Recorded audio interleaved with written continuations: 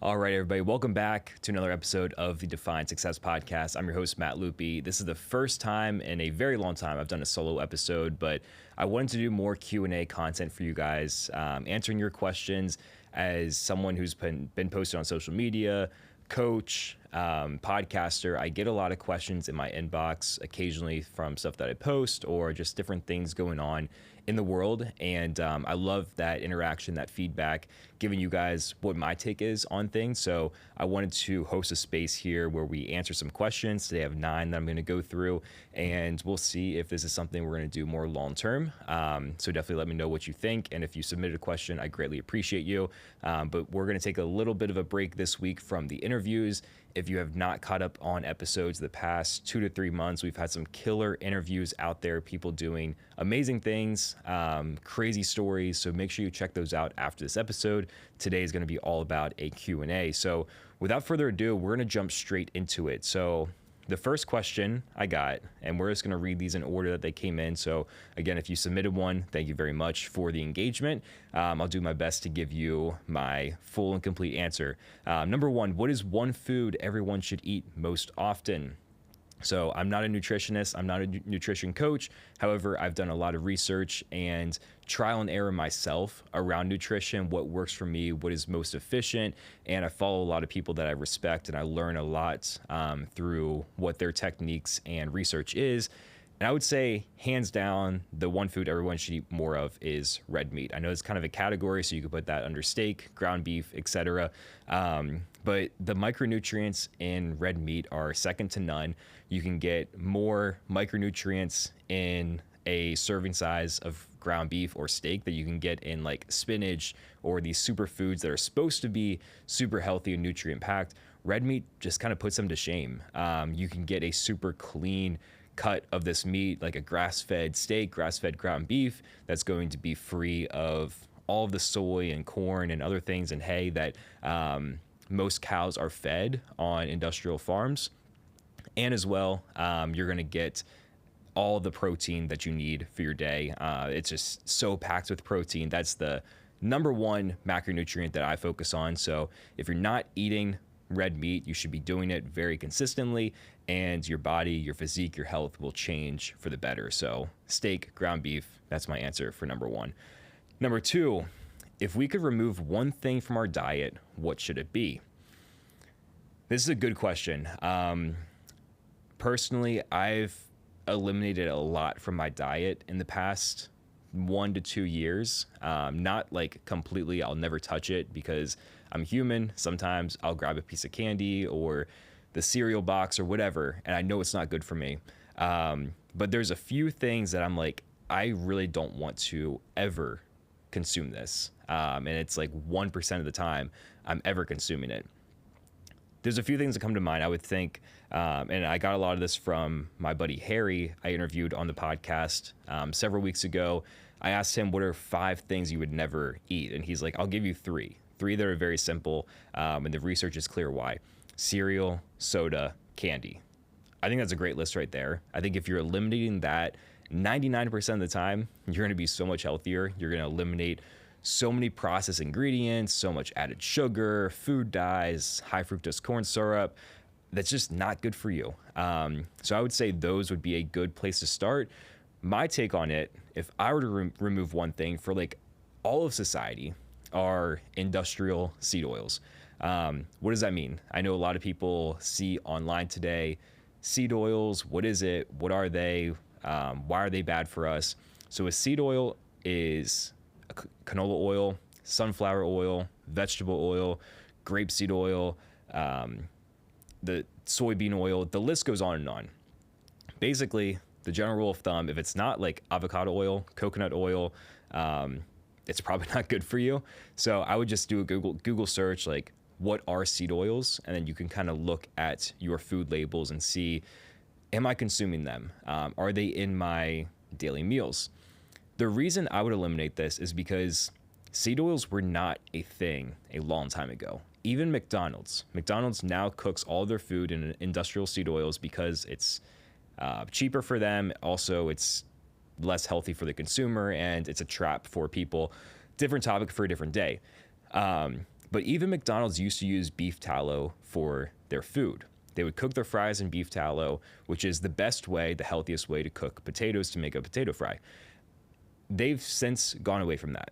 In the last 100 or however many years, these companies, restaurants, fast food chains have gone away from the natural oils that we used to consume. They've gone to something cheaper. They've gone to something that is highly, the temperature is raised super high on them to make them, and they are not good for you. It's been linked to causing cancer, to reducing the efficiency of your cell membrane. It breaks it down, inflammation, the list goes on. They are simply not healthy for you. I would eliminate them.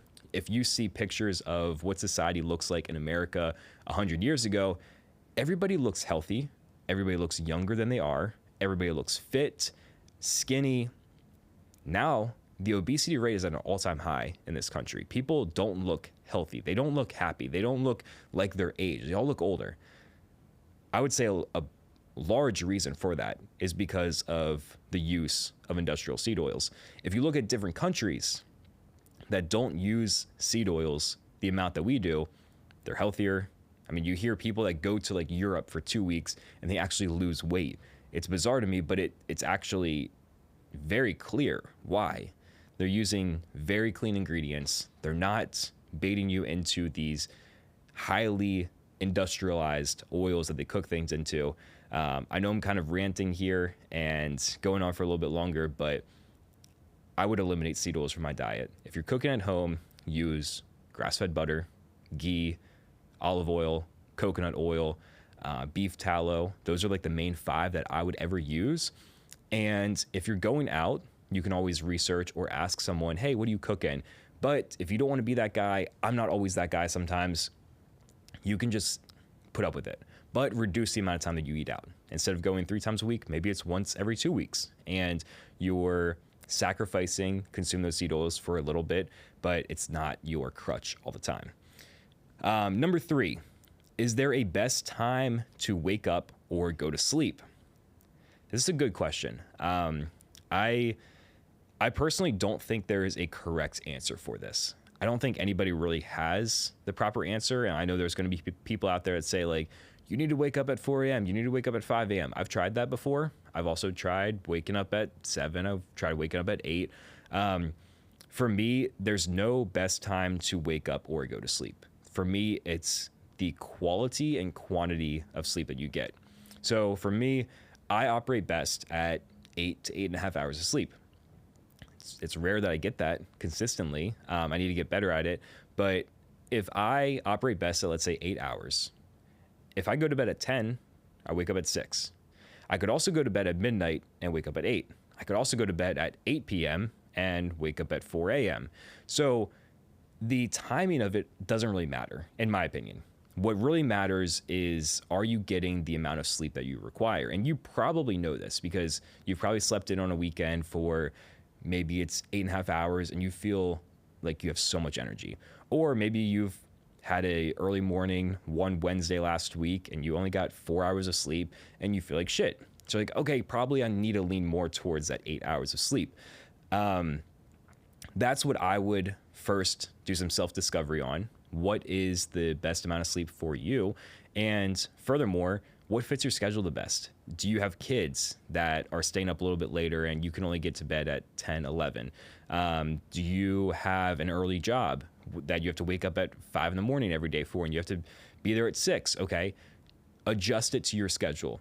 I would say if you were to eliminate all factors, the best time that I would say, number one, to wake up is when the sun rises. I think just naturally, physiology, like when we were humans a long time ago and there was no alarm clocks or no really houses or anything, like people would just naturally wake up when the sun rose. That's what I think would be the best and most efficient way, just because your circadian rhythm would be in sync with the world, with the sun, and it's probably the best naturally way to wake up. You just open your eyes and the sun is rising. So that's what I would say. It's not always going to fit your schedule or your needs, but just get the proper amount of sleep. Don't focus too much on wake up at 4 a.m. if you're only getting 5 hours of sleep. Sleep in an extra hour or two if you actually need it. Number 4, what is one thing that isn't food or workout related that we should all do? This is a very good question. Okay, so yeah, a lot of the tricks and tips today around health are like food related or workout related. There's not much about like, hey, what's going on outside of the gym, outside of the kitchen. I would say for me, the most efficient thing I've seen that's improved my health and overall well-being is getting sunlight in the morning. This is not this is not diet related. This is not workout related. But going outside, open your eyes, getting sunlight in your eyes for 15, even just 10 minutes. Could be on a morning walk. It could be sitting on your front porch with a cup of coffee. It could be letting your dog out to go to the bathroom. Like whatever is most efficient for you, getting outside, getting sunlight in your eyes, because it's going to set your circadian rhythm. You're going to be in sync for the day.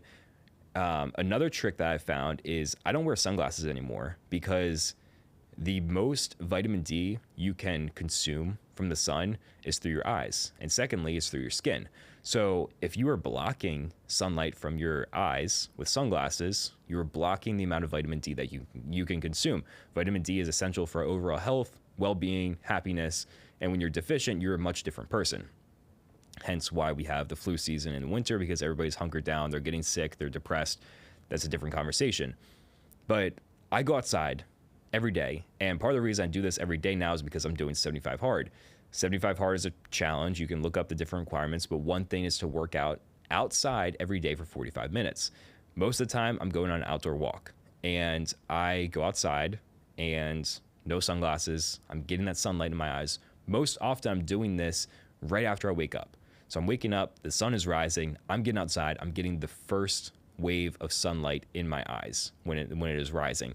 It makes me have more energy throughout the day. It's refreshing to be outside and get fresh air. I feel healthier, I feel happier. So I would say get some sunlight, you'll be a different person, you'll feel the effects pretty much immediately. Number 5. What is your go-to workout routine when you are short on time? That's a great question.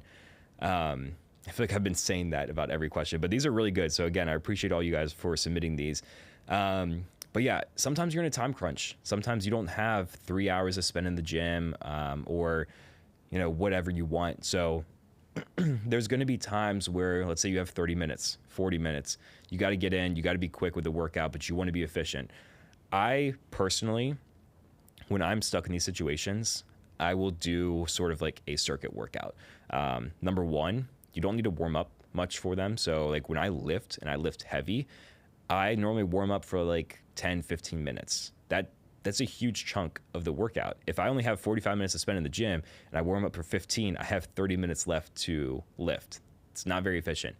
If I'm doing a circuit, more high intensity, Metcon style, I'm not warming up too much.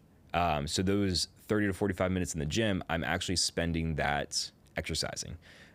What does this look like? What is a Metcon? What is a circuit? So for example, one that I did a couple of weeks ago, I did a rower machine for distance. I did a row with a sandbag, kettlebell clean, farmer's carry, I think like a reverse lunge as well. So some strength movements, some cardio movements. You're just cycling through. You do all the movements, you rest for like 2 minutes, you go again until you get to your desired time or desired amount of rounds. This will get your heart rate extremely spiked because number 1, you should be having some more high intensity cardio in there. So on the row, I'm pulling pretty much max intensity for 2-3 minutes, leading right into some strength movements. So my heart rate is going through the roof. I'm feeling good. It's a great sweat. So that's what I would say. You don't need to be lifting as heavy as possible in these workouts. It's more about getting repetitions, getting your body moving, getting your heart rate up. So that's my go-to. These workouts don't need to be an hour long. They can be quick, 30 minutes. You get a great sweat. You're done. You're out of there. You're on to the next thing of the day. Number 6. Another great one. What is the biggest thing you learned from Ben Newman and Arte Syndicate? Okay, so to give some background on what the hell this question means, my biggest goal in 2024 was to invest a certain amount of dollars into my personal development. And how I would achieve this is hiring mentors, buying into groups, buying books, any resources that make me a better person, going to a conference, whatever. And I was strategizing at the beginning of the year, okay, if I want to get better, if I want to make more money, make more impact, be a better person, be a better man, how can I achieve this? What do I need to surround myself with? And I was like, okay, there's this person that could be a mentor, this person, I could buy this book. And I was like, hold on, let me just think, how can I go straight to the top?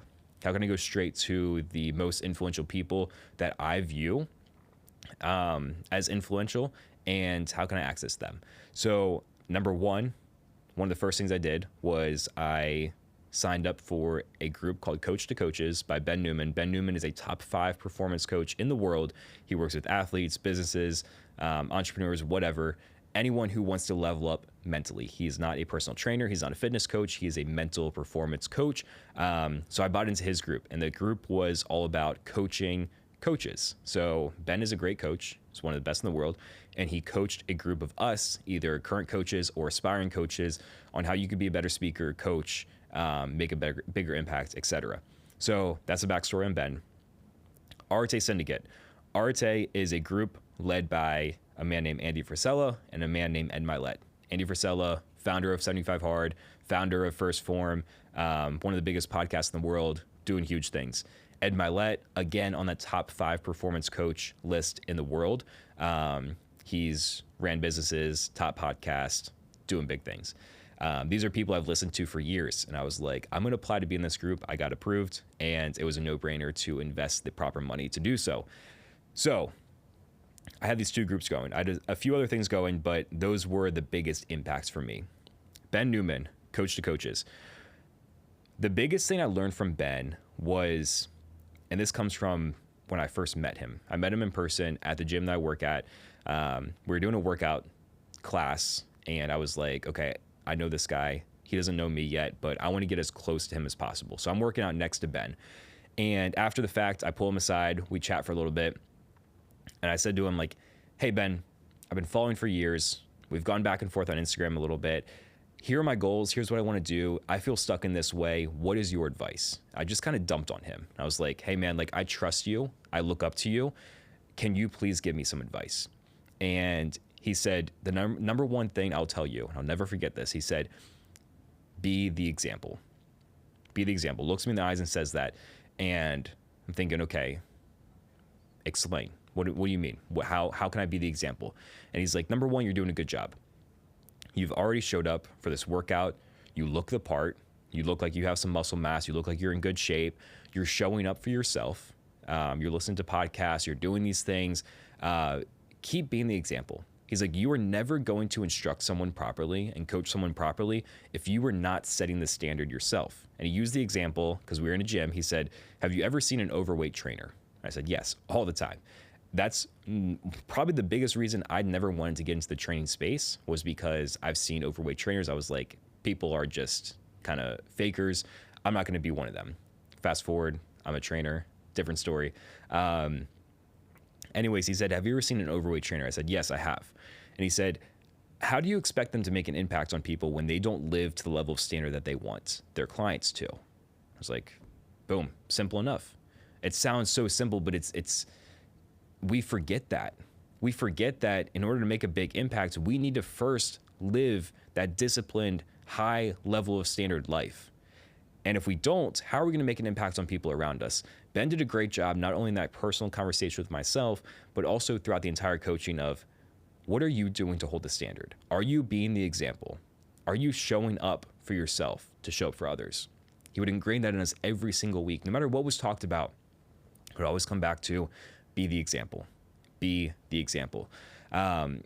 This really just sat with me because ever since then, I think to myself, am I being a good example for friends, family, colleagues, anyone that follows me on social media? Am I showing up for myself? Am I disciplined? Am I putting in the work? I was on a call with Ben recently, and he was like, hey, ever since our coaching several months ago now, Ever since that coaching program, he's like, I was always asking you guys, how disciplined are you on a scale of 1 to 10? And he's like, you guys were crushing it. 8, 9, 9.5, 10. So disciplined. He's like, has it fallen off since then? Have you looked yourself in the mirror and said, how disciplined am I right now? Because if it's a 5, it's a 6, 7, how are you expecting yourself to be a good coach? How are you expecting yourself to lead people if you're not being disciplined in your daily actions? And he hit me with this quote that said, you can only lead someone to the level of discipline that you have. If you are not waking up at a certain time to get after it and go to the gym, how on earth are you going to lead someone to do that as well? I work in a coaching role right now, and I was on a call with someone the other day, and she was like, hey, I struggle with my time management. My schedule is shit. I don't know what to do. We're walking through this, and in the back of my mind, this quote is playing. You can only lead someone to the level of discipline that you have. And I was telling her, this is how you should structure your schedule. Here's what I would do. Here's what you need to carve out time for. Here's your priority. Here's the list you need to make. I'm coaching her up on this. I'm thinking to myself, I'm qualified to do this because I do it myself. Now, what if I were saying, hey, you got to wake up and you got to go work out and then go work for this amount of time and then go do this and do that. And I'm sitting on the couch all day? Fuck that. That's a terrible coach. So be the example. Everybody can do this, whether you're a coach or not. We need more leadership in society. You can step up as a leader in your family, in your friendships, in your workplace. Be a leader, be the example. Simple as that. The other group that this question's about is Arte Syndicate. Again, I said this about, or led by Andy Frisella and Ed Milet. Arte taught me a lot about leadership. This was a great resource for me because when I first joined, I was like, there's a group here of like multimillionaires. I'm bottom of the totem pole, but I got in and I'm like, I'm going to absorb as much content as possible and learn as much as possible from these people. And a lot of the messaging, the recurring messaging from Ed and Andy was about leadership, how to become a better leader, how to manage people, how to work with people that are toxic in your environment, how to promote people that are doing great. And it's crazy how life works because when I was back at the beginning of my time in Arte, I was not in a leadership role at all as far as the workplace. I did not work for anyone. Or I shouldn't say that. I was not in any management or leadership style. There was nobody under me. Very quickly, within several months, I stepped into a leadership role at my current workplace. So now I'm like, I can already start to incorporate these things that I've been learning, which is phenomenal. In real time, I can now implement these things. I don't know if it's because I was preparing for it that God put that opportunity in my lap. I don't know. But anyways, learn a lot about leadership. I have notes and notes about it. So that was a big thing. Another thing that I learned that was a little bit different than my coaching with Ben was a lot of the times when you join coaching groups and little communities, it's less about the information you learn and more about the people you can connect with. What I mean by that is, yes, you're going to get an abundance of knowledge from these high-level performers who are going to say, here's the 10 things you need to do to set workplace culture. Here are the 4 core values that your company needs. Here's how to interview someone to hire them. That's all great information. You can implement that within a snap of a finger. However, another thing I learned was you gain access to a new community that already respects you. You already respect them. They want to help you. They want to see you win. They want to know what you have going on. They want to know your struggles. Lean into that. All of a sudden, I applied. The first day I applied, the next day I saw someone walk into my gym with an Arte shirt on. I said, hey man, are you an Arte? And he said, yeah, I've been in it for a while. I said, I just applied. Tell me about it. We talk about it. Now this man serves as sort of a mentor to me. There's another time someone new joins the gym and he was wearing a First Form shirt. This is the company that Andy Frisella owns. And I said, hey man, I see you're a First Form fan. Like, are you an Arte by any chance? He says, yeah, I've been in Arte for 3 years. Here's my business. And we started talking about his business. And now I'm asking him questions. He's asking me things. Now I gain access to a community that, yes, they're so much older than me. They're doing much bigger things than me, but they respect me because I'm trying to get after it. I respect them because they have done it. They have been successful. They're trying to become even more successful. it's a no-brainer. I mean, sometimes in life you have to pay to access better communities, better leaders, better information. I can't recommend it enough. Number 7, how do you plan your macros for the week? All right, so going back to more of a nutrition conversation. Honestly, I don't really care about macros. The only thing I care about is my protein intake for the day. Number 1, I don't want to be micromanaging myself of tracking my food every single day. And you might be thinking, okay, that's not discipline, whatever. I eat the same thing every single day. So I know exactly what I'm eating. If I needed to, I can track the macros. I've done it before. It's not necessary for me in my goals right now to know how much carbs and fats that I'm eating. I focus on protein. Protein is the most important macronutrient, in my opinion. This is going to drive a lot of our physiology. This is going to build muscle mass, burn body fat. This is going to make up a lot of the different things in our cells and our body as far as skin, hair, nails. And if we don't have enough protein, we are going to be extremely unhealthy. And for me, someone who is trying to put on muscle mass, trying to keep my muscle mass, I need a lot of protein in my daily diet. So that's what I track. Every single day, I make sure am I hitting my protein goal? And I've been near perfect every single day for the past several months. What does that look like for me? I want to give you a deeper dive to show you exactly what it takes as far as protein consumption. So just for reference, I'm 5'9". I'm a little bit over 170 pounds. So in order to keep that muscle mass, maybe gain a little bit more, I'm trying to hit 180, 185 grams of protein per day. We should be hitting at least 1 gram of protein per pound of body weight every single day. So first thing when I wake up, I'm just going to go over my protein, not anything else. 4 eggs. Okay. That's 24 grams of protein. I have an avocado, which is probably 3 grams of protein, I want to say. So we're at 27. I do a half a scoop of protein powder with my coffee. There's 10 grams of protein. We have 37 to start the day. Boom. We're on a great start. Lunch, I have 10 ounces of chicken breast, which is, I would say, rough estimate, 55 grams of protein. So now 37 plus 55, we got, was that 92? 92 grams of protein already by lunchtime. Dinner, 8 ounces of ground beef, which is about 45 grams of protein. So we went from 92 plus 45, we got 137. Hope you guys don't roast my math if I'm doing this incorrectly. Trying to rip it on the fly. After my workout, whenever I work out in the day, I do a full scoop and a half of whey protein powder. That's about 30 grams. So what was that? 137, I think. Plus 30, we got 167.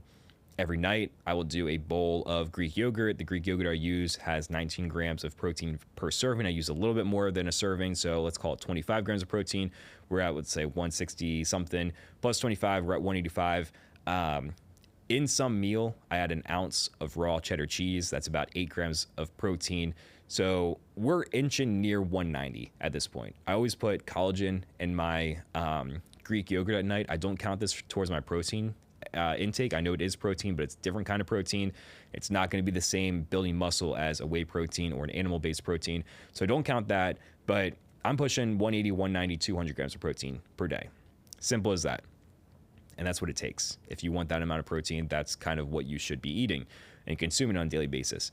As far as carbs and fats, I think there's a big misconception around this. Number one, I don't think you need to really track them as much as you think, unless you have a very specific physique goal. So if you see people that are like competing in bodybuilding, they're going to be tracking like crazy. They're going to be saying like, all right, now for lunch, I have 60 grams of carbs from this white rice. And then dinner, I have this rice cake that's going to be 10 grams of carbs, whatever. Like I've never done that. I don't know. I'm not experienced in that field. But they need to micromanage the shit out of their carbs and fats as well as their protein because they have a very specific physique goal. They're trying to get as low body fat percentage as possible in a short amount of time. This is not what I'm doing. This is not something I'm interested in. So I don't need to micromanage it like that. Someone that's trying to just go on a weight loss journey, they should probably track their carbs and fats. So it doesn't need to be as intense as that, but weighing your foods, making sure, okay, this is a cup of rice, not a cup and a half. And I know generally what I'm at with my carbs and fats. The issue I have with people that are like, oh, check the macros on it. Number one, I look more at the ingredient labels of things. I used to be around someone a lot who would just count macros for whatever they ate. I remember him saying, I'm going to eat this brownie because I need some carbs and fats. Well, that brownie also has a ton of sugar, has a ton of processed ingredients, probably a seed oil or two. That is not healthy for you. Just because you need 20 grams of carbs and 8 grams of fat, that's not the most efficient way to get it. You can get it from a whole food source with a rice and avocado, and it'd be much more healthy for you. It's going to fuel your body better. So don't look at macros just to look at macros. Ingredient labels probably more telling. Also, my second point with this is people get so fixated on like carbs make you gain weight and fat make you fat. So carbs, you hear people be like, oh, I feel so bloated because I had this pasta, way too much carbs. And they start putting all these carbs in the same bucket. I've never heard someone get extremely bloated or overweight because they overeat fruit and vegetables. Guess what macronutrient fruit and vegetables are? It's a carb. So if you go and eat 6 cups of strawberries and 5 bananas and drizzle honey on the top, which is straight carbs, you're not going to get overweight. You're not going to get bloated. You're not going to feel like shit because it's good food. It's real food. Same thing with fat. People always think like, I'm not going to consume fat because it's going to make me fat. I see people in the grocery store, they'll buy the fat-free cheese. They'll buy the fat-free peanut butter. What are we doing? Like, what are they replacing those foods with as far as like the food company? Because last time I checked, a cheese is fat. Peanut butter is fat.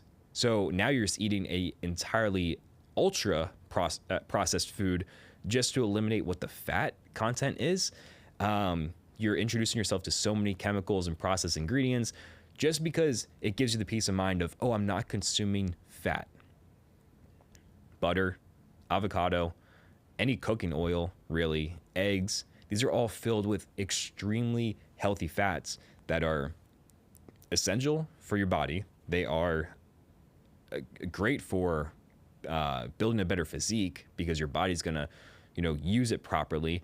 I wouldn't get too caught up with it. Unless you're a bodybuilder or you're like, I'm trying to lose 50 pounds, track your protein, track your calories. That's about all you need. And like, eat real food. Don't eat something because it says like high protein waffles or low carb rice or fat-free cheese. No, like it's not good for you. Eat real food, eat whole foods. You're going to be much healthier. Stop tracking. Number 8. What is your go-to workout when you feel unmotivated or tired?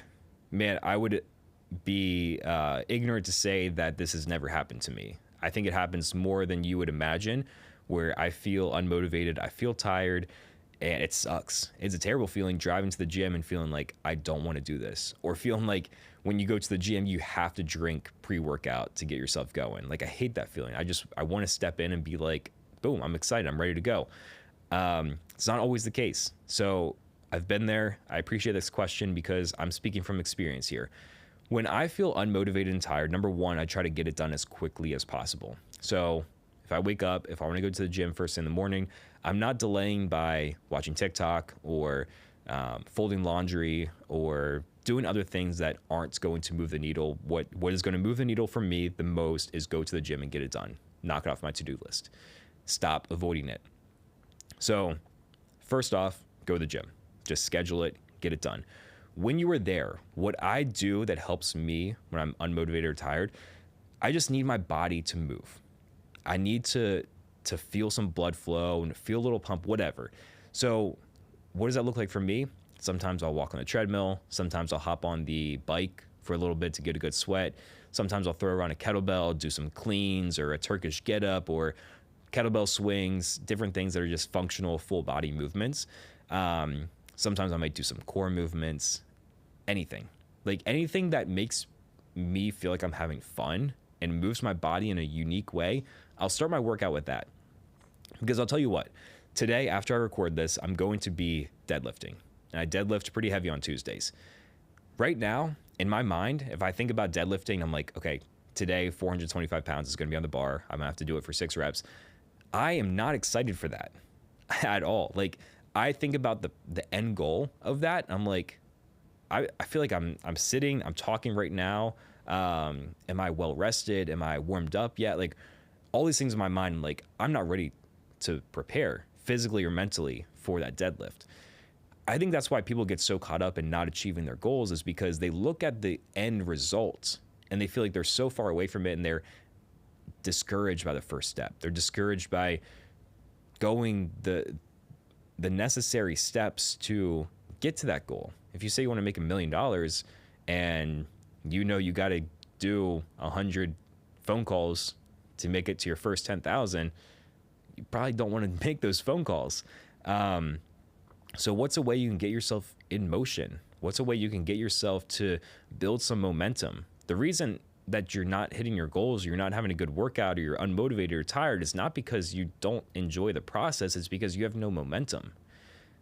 The way to fix that is, like, put yourself in motion. An object in motion stays in motion. If you're tired and not wanting to work out, go move your body, go walk, go hop on a bike.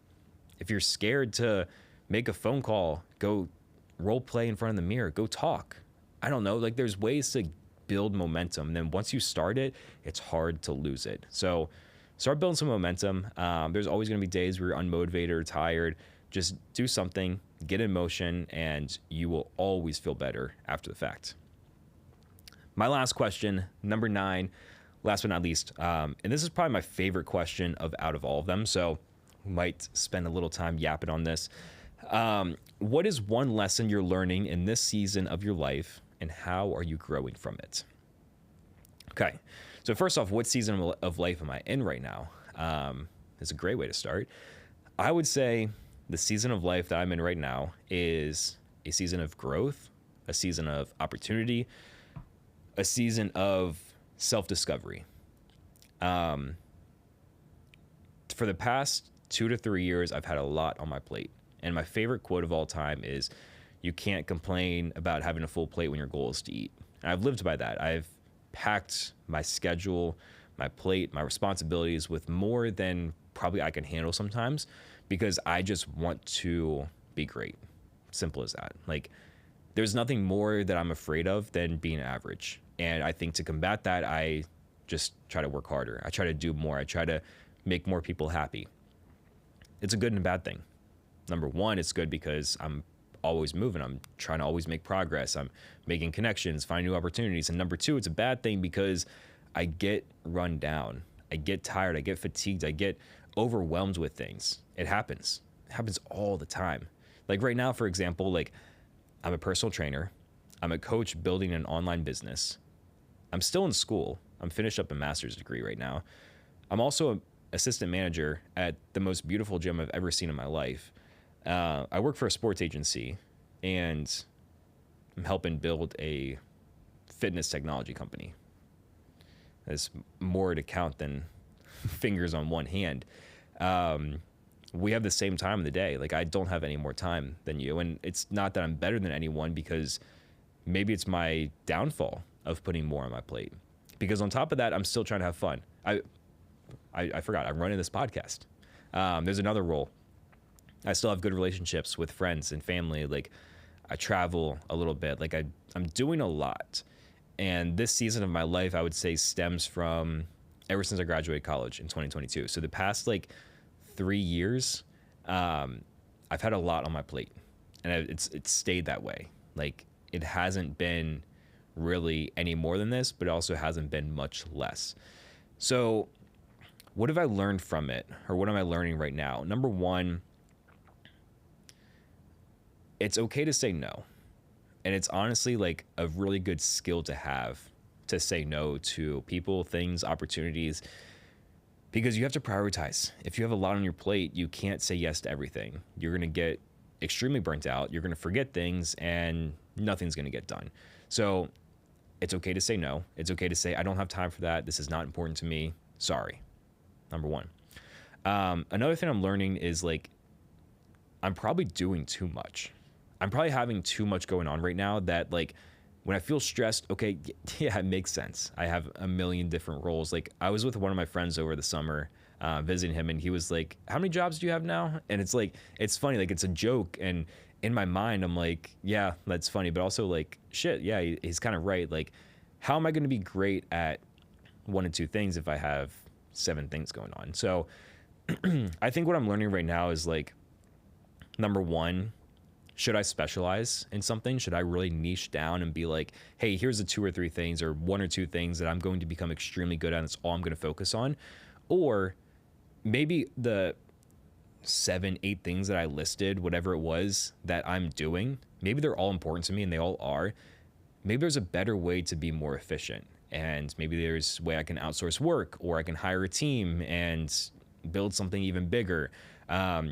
That's the biggest struggle right now. That's what I'm learning, because I think as a young man who wants to become successful, wants to become great, wants to make themselves proud and make other people's proud of them, like, you feel inherent pressure on yourself. And I think a lot of people can relate to this, is like, you want to do so much, but you can only do so much. Like, we're only human. We're only capable of like doing so much for ourselves or those around us. So give yourself some grace. I have to remind myself of that, and making sure you're putting your time and energy into the most high priority tasks, because there's times I feel burnt out and I don't want to do anything. And like, that's not fair for anyone that's impacted by the roles that I'm in. Like, if I feel burnt out on social media, I don't post for 2 weeks. What if there's someone who really wants me to post?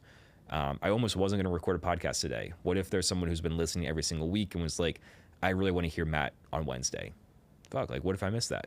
So there's a lot going on. A lot that I'm learning and growing from. I would say on top of that, like, in this season is when I've become the most consistent and the most devoted in my faith. I started going to an amazing church here in Austin. Never really felt a connection to God like I have right now. The church is called Red Rocks. If you're in Austin or ever visiting, like, highly recommend it. Also just around people that are super faith driven and like super encouraging for me to like, hey, you can have a relationship with Christ. Like, it's, you know, you're not going to be judged or whatever. So this ties into this season, because I'm super busy in this season of my life. I'm doing a lot. I feel overwhelmed. And what I've learned as well is like, God has a plan. God has a plan for me. God has a plan for you. And if God's plan for me is like, hey, you're capable of so much, I'm going to throw so much on your plate, and like, you figure it out, boom, sign me up. Like, I'm here for it. Give me some help, and we're going to crush this. And if God's plan is, hey, you're doing too much right now, I'm going to show you signs that you need to take a step back from this, you need to take a step back from that, or maybe here's something brand new that I want to show you, and you need to completely change course. Okay, I surrender.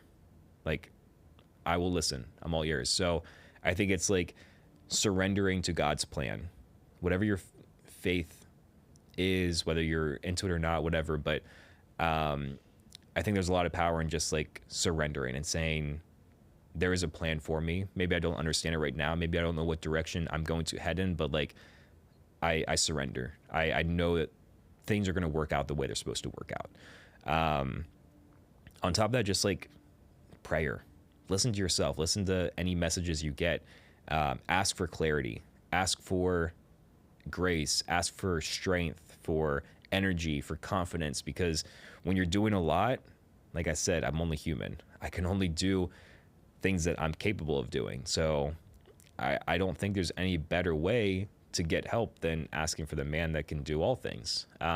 So that was a pretty long-winded answer. But I would say that's pretty much the gist of it. Like, this season of my life is fucking busy. Like, it's crazy. It's hectic. It's exhausting at times, but it's also super rewarding, because I know later in life when I look back and say like, oh, how did I become successful? How am I in the position that I am today?